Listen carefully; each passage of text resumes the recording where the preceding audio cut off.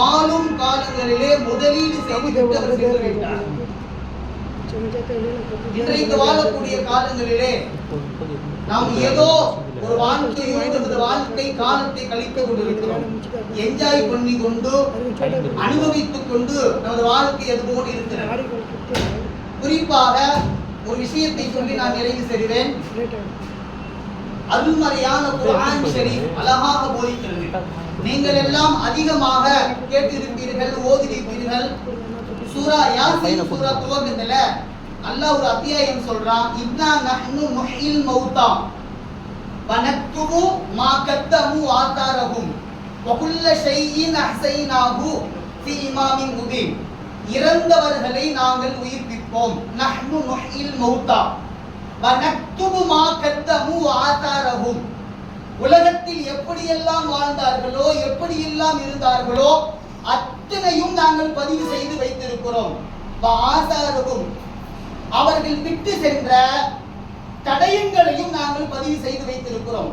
யாசீன் சூரா சொல்லுது, ஆசாரகும், எதுவெல்லாம் ஆசார், மார்க்க நெறிமுறையுடன் வாழ்ந்தவர்கள், மார்க்கத்துக்காக வேண்டி தன்னை செலவு செய்தவர்கள், அல்லாஹ் ரசூலுக்காக உலகத்தில் வாழ்கிற காலங்களிலே எதுவெல்லாம் விட்டு சென்றார்களோ அத்தனையும் ஆசார்.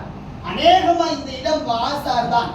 அவர்கள் விட்டு சென்ற அவர்களுடைய வாரிசுமார்கள் இந்த இடத்தை முஸல்லிகள் தொழுகக்கூடிய இடமாக ஆக்கி கொடுத்து காலமெல்லாம் அவர்களுக்கு நன்மையில் போகக்கூடிய ஒரு வழியை அவர்கள் வாரிசுமாறு செய்திருக்கிறார்கள்.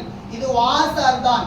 நாமும் உலகத்தில் வாழக்கூடிய காலங்களிலே நீண்ட ஆயுளை அல்லாஹ் கொடுத்து, நிறைந்த செல்வத்தை கொடுத்து, ரஹமத்தையும் பரக்கத்தையும் கொடுத்து, ஆசாருக்கு சொந்தக்காரர்களாக மனம் போன்ற ஒரு வாழ்க்கை வாழாமல் வாழ்க்கையை அதிகமாக இன்வெஸ்ட் செய்துவிட்டு, முதலீடு செய்துவிட்டு நமது வாழ்க்கையை துவங்க வேண்டும். இன்றைக்கு வாழக்கூடிய காலங்களிலே நமது வாழ்க்கை முழுவதும் நல்ல அனுபவித்துக் கொண்டும் என்ஜாய் பண்ணி கொண்டும் நமது வாழ்க்கை இருந்து கொண்டிருக்கிறது. ரப்புல் ஆலமீன் நம் அனைவர்களுக்கும் ஆசாருக்கு சொந்தக்காரர்களாக ரப்புல் ஆலமீன் ஆக்கி அருள் புரிவானாக. வாஹிரு தஅவானா அனில் ஹம்துலில்லாஹி ரப்பில் ஆலமீன். மௌலானா மௌலவி இலியாஸ் இன்ஆனி ஹஜ்ரத் அவர்கள் சிறிது நேரம் உரை நிகழ்த்துவார்கள்.